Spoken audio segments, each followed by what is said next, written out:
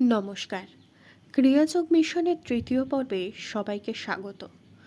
আগের পর্বগুলির মতোই এই পর্বেও আমরা আলোচনা করব ক্রিয়াযোগের বিপুলতা নিয়ে। ক্রিয়াযোগ কিভাবে আমাদের জীবনকে প্রভাবিত করে, কিভাবে ক্রিয়াযোগের মাধ্যমে আমরা আমাদের রোজকার অভ্যাস এবং জীবনধারাকে আরও উন্নত করতে পারি, সেই বিষয়ে কিছু কথা আজকে আমরা আলোচনা করব। আগেই বলেছি, ক্রিয়াযোগের ইতিহাস অনেক প্রাচীন।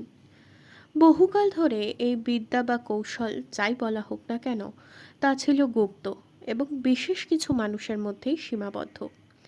পরে মহাবতার শ্রী বাবাজি মহারাজের নির্দেশে কাশীর শ্রী শ্রী শ্যামাচরণ লাহিড়ী মহাশয় ক্রিয়াযোগকে সাধারণ মানুষের মধ্যে প্রচার করা শুরু করেন। পরবর্তীকালে তার সুযোগ্য শিষ্য শ্রী যুক্তেশ্বর গিরি মহাশয় এবং শ্রী ভূপেন্দ্রনাথ সান্যাল মহাশয় সেই দায়িত্ব গ্রহণ করেন। এরপরে যুক্তেশ্বর গিরিজির শিষ্য এবং ক্রিয়াযোগের জগতে একজন অন্যতম মুখ যোগানন্দজি এই ভার নেন। শ্রী যোগানন্দজি শুধু ভারতবর্ষই নয়, সারা পৃথিবীতে ক্রিয়াযোগকে ছড়িয়ে দেওয়ার কাজে ব্রতী হন। তার রচিত অটোবায়োগ্রাফি অফ আ যোগী বইটি ক্রিয়ার জগতে অত্যন্ত প্রসিদ্ধ। এছাড়া তার সমসাময়িক সত্যানন্দগিরি মহাশয় তো আছেনই। শ্রী যোগানন্দজির শিষ্য এবং আমাদের পরম গুরু শ্রী হরিহরানন্দজিও ক্রিয়াযোগকে সর্বসাধারণের কাছে পৌঁছে দেওয়ার জন্য ভ্রমণ করেছেন দেশের বহু জায়গায়, সাথে সাথে বিদেশেও। এছাড়াও তিনি লিখেছেন বিভিন্ন বই এবং তার মুখনিসৃত বাণীর কিছু ভিডিও রয়েছে সোশ্যাল মিডিয়ায়। বর্তমানে পরম গুরু হরিহরানন্দজির অন্যতম শিষ্য গুরুদেব শ্রী স্বরূপানন্দ ব্রহ্মচারীজি এই কার্যভার গ্রহণ করেন। তিনিও নিরন্তর দেশে এবং বিদেশে ক্রিয়া প্রচার করে চলেছেন। তার লেখা বই ক্রিয়াযোগের কথা তো আগেই বলেছি। এসবই হলো ক্রিয়াযোগের ইতিবৃত্ত। তবে আজকের আলোচনার বিষয় এটা নয়। আজকের আলোচনার বিষয় হলো ক্রিয়াযোগের সাথে সাধারণ মানুষের জীবনের সম্পর্ক কি, সেটা খানিকটা স্পষ্ট করা। বর্তমানে পৃথিবীতে যেমন সমস্ত কিছুরই নতুন নতুন বৈচিত্র্য লক্ষ্য করা যায়, তার মধ্যে ক্রিয়াও বাদ পড়েনি। কিছু কিছু ধর্মীয় প্রতিষ্ঠান এবং গুরুরা ক্রিয়াযোগের নতুন নতুন বৈচিত্র্য নিজেরাই সৃষ্টি করে নিয়েছেন। এমনকি খুঁজলে ক্রিয়াযোগের নামে বেশ কিছু ক্লেন্সিং টেকনিকও প্রচার করা হচ্ছে দেখা যাবে। তবে ক্রিয়াযোগ বলতে সাধারণ কোনো এক্সারসাইজ নয়। ক্রিয়া হলো a simultaneous development of body, mind and soul. ক্রিয়াযোগের আদি কৌশল মহাবতার বাবাজি মহারাজের নির্দেশে শ্রী শ্রী শ্যামাচরণ লাহিড়ী মহাশয় পুনঃপ্রচার করেন, কথা আগেই বলেছি। এমনকি যোগানন্দজির অটোবায়োগ্রাফি অফ যোগী পড়লে আরও ভালোভাবে জানা যায় এই কথার সত্যতা। লাহিড়ী মহাশয় এবং তার পরবর্তীকালে তার শিষ্যদের দ্বারা প্রচারিত এবং প্রদর্শিত ক্রিয়াযোগের পথানুসরণের মাধ্যমে যে ফল লাভ সম্ভব, তা আর কোনো উপায়ে লাভ করা সম্ভব নয়। ক্রিয়াযোগের ফলাফল বা উপকারিতা বহুমুখী। আগেও আলোচনা করেছি যে ক্রিয়াযোগ একটি প্রাচীন এবং বৈজ্ঞানিক প্রক্রিয়া। গুরুর নির্দেশানুসারে সঠিকভাবে ক্রিয়াভ্যাস করতে পারলে তার ফল পাওয়া যায় প্রায় সাথে সাথেই। এই সাধনার কৌশল সূক্ষ্ম হলেও অত্যন্ত সরল।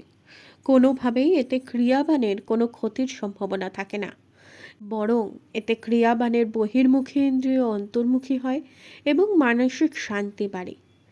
এই ক্রিয়াযোগে বিশেষ কয়েকটি মুদ্রার অভ্যাস করার নিয়ম আছে, তাই গুরুর সান্নিধ্য ছাড়া তা অভ্যাস করা কখনোই উচিত নয়। মুদ্রায় সামান্য ভুলও ক্রিয়াবানকে অসুবিধায় ফেলতে পারে। নিয়মিত ক্রিয়াযোগাভ্যাস শারীরিক সমস্যা যেমন পেট ও হাঁটুর রোগ ইত্যাদি নিরাময় করে ক্রিয়াবানকে সুস্থ ও সবল করে তোলে। বিশেষ বিশেষ ক্ষেত্রে ক্রিয়াবান খাদ্যে এবং অন্যভাবে বিষক্রিয়ার পরিণতিও এড়াতে পারেন। মহিলাদের ক্ষেত্রেও ক্রিয়াযোগের উপকারিতা ভীষণভাবে রয়েছে। যেমন নিয়মিত ক্রিয়াভ্যাস ইস্ট্রোজেন ও প্রজেস্টেরন হরমোন ক্ষরণের মাধ্যমে বন্ধ্যাত্ব দূর করে এবং পরবর্তীকালে মাতৃত্বের সহায়তা করে। ক্রিয়াযোগে অভ্যাস করা বিভিন্ন মুদ্রার কারণে শরীরে ও মস্তিষ্কে অক্সিজেনের প্রবেশ বৃদ্ধি পায়। ফলে শরীরে রক্ত চলাচল বেড়ে দূষিত রক্ত পরিশোধিত হয়, ফলে শরীরের বিভিন্ন রোগ মুক্তি ঘটে। শরীরে রূপ লাবণ্য বৃদ্ধি পায়, অকাল বার্ধক্য দূরীভূত হয়।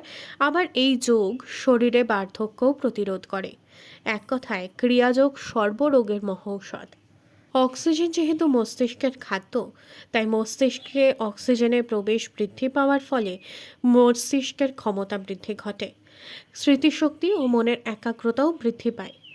বর্তমান যুগে অধিকাংশ মানুষই নিজেদের কার্যক্ষেত্রে এবং সামাজিক ক্ষেত্রে নানাবিধ চাপের সম্মুখীন হয়, এবং এই অতিরিক্ত চাপের কারণে নানা শারীরিক ও মানসিক ব্যাধির শিকার হয়। তবে ক্রিয়াযোগ তাদেরকে এই সমস্ত লক্ষণগুলি থেকে বেরিয়ে আসতে প্রভূতভাবে সাহায্য করে। ক্রিয়াযোগ দ্বারা সর্বপ্রকার মন্দ কর্মের ফল এবং পূর্বজন্মের সমস্ত পাপ বিনাশ ঘটানো সম্ভব। গুরুর নির্দেশানুসারে সঠিকভাবে ক্রিয়া অভ্যাস করলে মহাযোগীশ্বর মহাদেবের আশীর্বাদ ধন্য হওয়া সম্ভব। এমনকি ভগবান শ্রীকৃষ্ণও গীতাতে বলেছেন, তস্মাৎ যোগী ভাবার্জুনা, অর্থাৎ অর্জুন, তুমি যোগী হও। আজকের পর্বের আলোচনা এই পর্যন্তই। ক্রিয়াযোগের ইতিহাস কত প্রাচীন, তার বিপুলতা কতটা, সেটা একবারে বা একটি পর্বে ধরিয়ে আনা কখনোই সম্ভব নয়। তবে চেষ্টা করেছি আমার ক্ষমতা অনুযায়ী এবং গুরুদেব শ্রী স্বরূপানন্দ ব্রহ্মচারীজির নির্দেশে যতটুকু সম্ভব ক্রিয়াযোগের ইতিবৃত্ত আপনাদের সামনে তুলে ধরার। আশা করছি ভালো লাগবে, এবং পরবর্তী পর্বগুলির জন্য আপনারা অবশ্যই অপেক্ষা করবেন। ধন্যবাদ।